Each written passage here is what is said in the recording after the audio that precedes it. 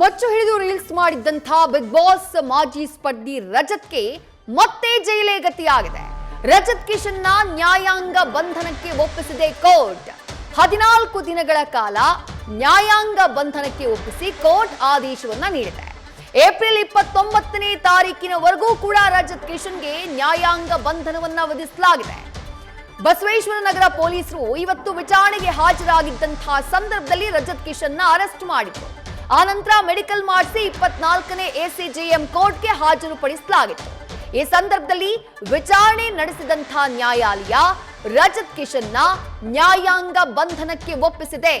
ಆ ಮೂಲಕ ಕಳೆದ ಕೆಲವೇ ದಿನಗಳ ಹಿಂದೆ ಜಾಮೀನಿನ ಮೂಲಕ ಹೊರಗಡೆ ಬಂದಿದ್ದಂಥ ರಜತ್ ಕಿಶನ್ ಮತ್ತೆ ಪರಪ್ಪನ ಅಗ್ರಹಾರ ಸೇರುವಂತಹ ಸನ್ನಿವೇಶ ನಿರ್ಮಾಣವಾಗಿದೆ. ಮತ್ತಷ್ಟು ಡೀಟೇಲ್ಸ್ ನಮ್ಮ ಪ್ರತಿನಿಧಿ ಸಂದೇಶ್ ನೀಡ್ತಾ ಹೋಗ್ತಾರೆ. ಸಂದೇಶ್, ಮೊನ್ನೆಯಷ್ಟೇ ಬೇಲ್ ಮೇಲೆ ರಿಲೀಸ್ ಆಗಿ ಹೊರಗಡೆ ಬಂದಿದ್ರು, ಅದಿವತ್ತು ಮತ್ತೆ ಅರೆಸ್ಟ್ ಆಗ್ತಾರೆ, ಆ ನಂತರ ಮತ್ತೆ ನ್ಯಾಯಾಂಗ ಬಂಧನಕ್ಕೆ ಒಪ್ಪಿಸಲಾಗುತ್ತೆ. ಯಾಕೆ ಅನ್ನೋದೇ ಇರುವಂತಹ ಪ್ರಶ್ನೆ. ಅದನ್ನ ಡೀಟೇಲ್ ಆಗಿ ವಿವರಿಸಬಹುದಾ ಸಂದೇಶ್?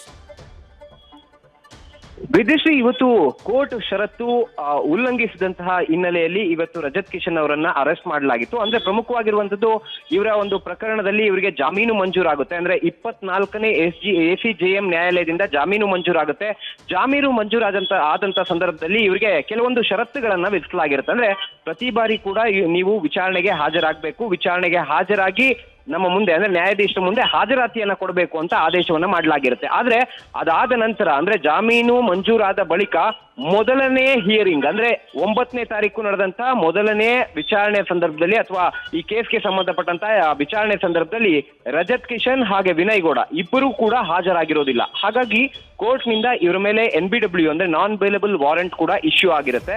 ನಾನ್ ಬೇಲಬಲ್ ವಾರೆಂಟ್ ಒಂದು ಬಾರಿ ಇಶ್ಯೂ ಆಯ್ತು ಅಂದ್ರೆ ಅದಕ್ಕೆ ಎಕ್ಸೆಂಪ್ಷನ್ ಅಂದ್ರೆ ಇಪಿ ಅನ್ನ ಸಲ್ಲಿಸಬೇಕಾಗುತ್ತೆ. ಎಕ್ಸೆಂಪ್ಷನ್ ಪಿಟಿಷನ್ ಅನ್ನ ಅವರ ಪರ ವಕೀಲರ ಮುಖಾಂತರವಾಗಿ ಯಾವ ಕಾರಣಕ್ಕಾಗಿ ನಾವು ಬಂದಿಲ್ಲ ಅನ್ನೋದನ್ನ ಕೂಡ ಸಲ್ಲಿಸಬೇಕಾಗುತ್ತೆ. ಅಥವಾ ಇವರು ಹಾಜರಾಗದೇ ಇದ್ದಂತ ಪಕ್ಷದಲ್ಲಿ ಮೊದಲಿಗೆ ಇವರು ಅರ್ಜಿಯನ್ನ ಸಲ್ಲಿಸಿ ನಾವು ಈ ಮೆಡಿಕಲ್ ರೀಸನ್ಸ್ ಅಥವಾ ಬೇರೆ ಒಂದು ಕಾರಣಗಳನ್ನ ಕೊಟ್ಟು ಈ ಕಾರಣಕ್ಕಾಗಿ ನಾವು ಹಾಜರಾಗ್ತಿಲ್ಲ ಅಂತ ಸಲ್ಲಿಸಬಹುದಾಗಿತ್ತು. ಆದ್ರೆ ಇವರ ಪರ ವಕೀಲರು ಯಾವುದೇ ರೀತಿಯ ಒಂದು ಅರ್ಜಿಯನ್ನ ಸಲ್ಲಿಸಿರೋದಿಲ್ಲ. ಅದಾದ ನಂತರ ರಜತ್ ಕಿಶನ್ ಹಾಗೆ ವಿನಯ್ ಗೌಡ ಇಬ್ಬರಿಗೂ ಕೂಡ NBW ಇಶ್ಯೂ ಆಗಿರುತ್ತೆ. ಆದ್ರೆ ರಜತ್ ಕಿಶನ್ ಅವರನ್ನ ಪೊಲೀಸರು ಬಂಧಿಸಿ ಅಂದ್ರೆ ವಿಚಾರಣೆಗೆ ಹೋದಂತ ಸಂದರ್ಭದಲ್ಲಿ ಅವ್ರಿಗೂ ಮಾಹಿತಿ ಗೊತ್ತಾಗುತ್ತೆ NBW ಇಶ್ಯೂ ಆಗಿದೆ ಅನ್ನೋ ಕಾರಣಕ್ಕೆ ಅವರನ್ನ ಅರೆಸ್ಟ್ ಮಾಡಿ ಅಲ್ಲಿಂದ ನ್ಯಾಯಾಲಯಕ್ಕೆ ಪ್ರೊಡ್ಯೂಸ್ ಮಾಡ್ತಾರೆ. ಆದ್ರೆ ವಿನಯ್ ಗೌಡ ಅವರು ಇವತ್ತು ಅವರ ಪರ ವಕೀಲರ ಮುಖಾಂತರವಾಗಿ ಸಂಪರ್ಕದಲ್ಲಿರಿ. ವಿನಯ್ ಗೌಡಗೆ ಸಂಬಂಧಪಟ್ಟಂತಹ ಅಪ್ಡೇಟ್ಸ್ ನ ಕೂಡ ಗಮನಿಸೋಣ. ಯಾಕಂದ್ರೆ ಅವರು ಕೂಡ ಕೋರ್ಟ್ಗೆ ಹಾಜರಾಗಿದ್ರು. ಇವತ್ತು ರೀಲ್ಸ್ ಕೇಸ್ನಲ್ಲಿ ಮತ್ತೋರ್ವ ಆರೋಪಿಯಾಗಿರುವಂತಹ ವಿನಯ್ ಗೌಡಗೆ ಕೋರ್ಟ್ ರಿಲೀಫ್ ಅನ್ನ ಕೊಟ್ಟಿದೆ.